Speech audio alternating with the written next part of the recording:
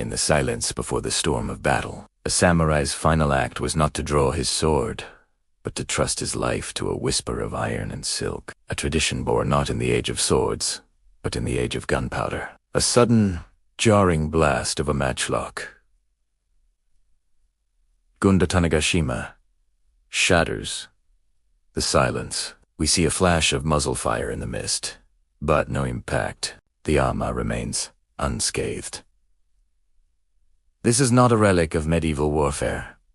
TC's Japan's 400-year-old answer to the bullet, fade to black. Japan's 400-year-old bulletproof armor tradition appears in stark, elegant text over a slow-motion shot of a single, hammered iron plate, a visible dent at its center. Sweeping shots of 16th century Japan. Paintings and scrolls depict chaotic sieges, massed ranks of Ashigaru foot soldiers with contrast with serene shots of older, ornate, ceremonial samurai armor. The Sengoku Jida Japan's warring states, period. A century of endless conflict where power was seized by force. And in 1543, a technological earthquake arrived on a small island called Tanegashima. The Portuguese arquebus. For the samurai class, whose entire ethos was built on the skill of the blade and the arrow, this was an existential threat. Warfare industrialized overnight. How does a warrior, bound by honor and tradition, survive a volley of lead? A skilled modern armor, conservator's hands, carefully assemble a Tosei-gusoku, modern armor from the era. We see the difference immediately. Simpler, modular, designed for mobility and practicality. The answer was not to abandon armor, but to reinvent it. The age of the bullet gave birth to the Tosei, and within this new school of defense, a legendary craft emerged. Tameshi Gusoku, proven armor. A master craftsman, in a quiet workshop, selects a raw, black iron plate. The camera focuses on his hands calloused, precise. The sound of a charcoal fire burning, the rhythmic hammer strikes begin. The process began at the forge. Unlike European plate armor, hammered into smooth curves, Japanese tatara iron was often worked into individual plates or scales. It was a composite material, inherently layered with steel and softer iron.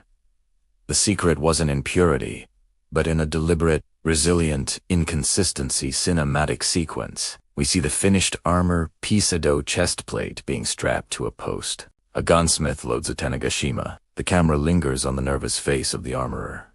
Tend to calm, calculating face of the samurai patron. The shot is fired. Then came the moment of truth. The proofing. Before a single gold coin changed hands, the armor was taken to the testing ground. The client, or a trusted retainer, would fire upon it from a prescribed distance, often 30 paces. The ultimate quality.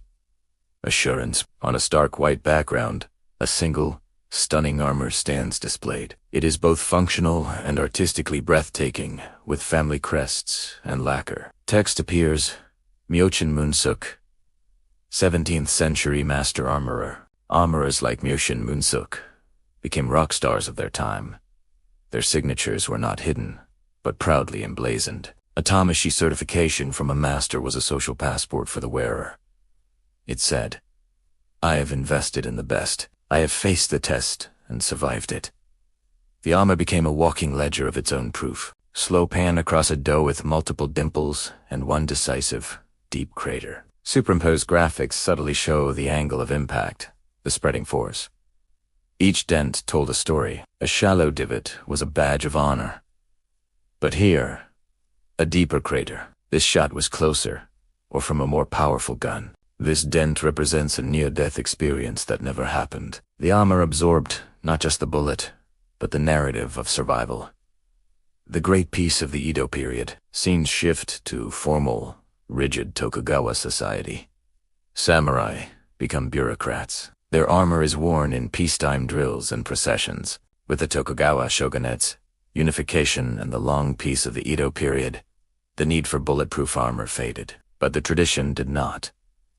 It ossified into a symbol. Tameshi Gusoku became heirlooms, displayed not for war, but for social stature, tangible proof of a family's martial history and means during an era of enforced peace. extreme close-ups.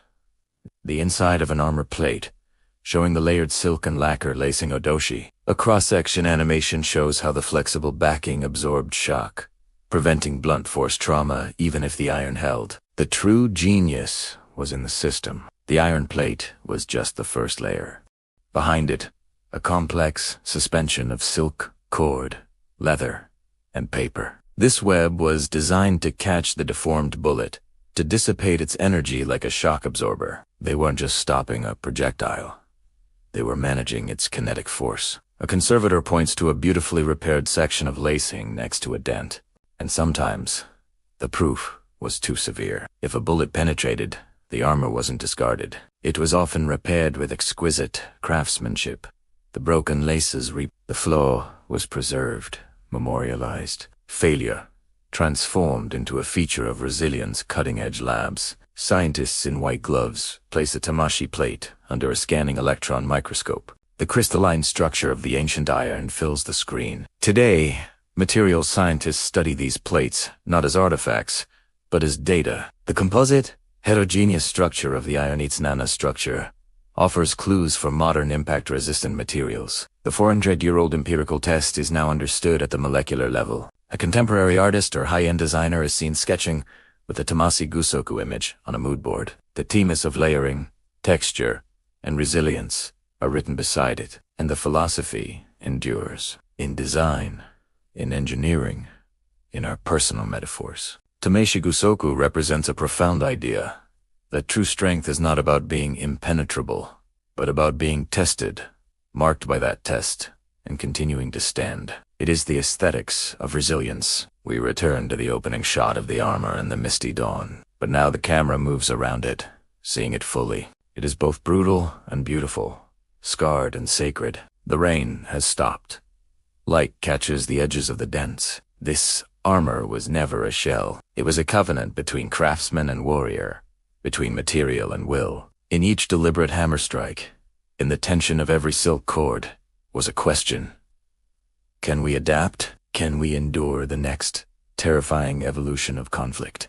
The camera finally settles on the deepest dent. It is not a flaw, but a focal point. The dents are not imperfections. They are the record of a conversation with oblivion. A 400 whisper that says, I was struck, I did not break. Final shot. The screen holds on the dent. Then, a slow fade to black.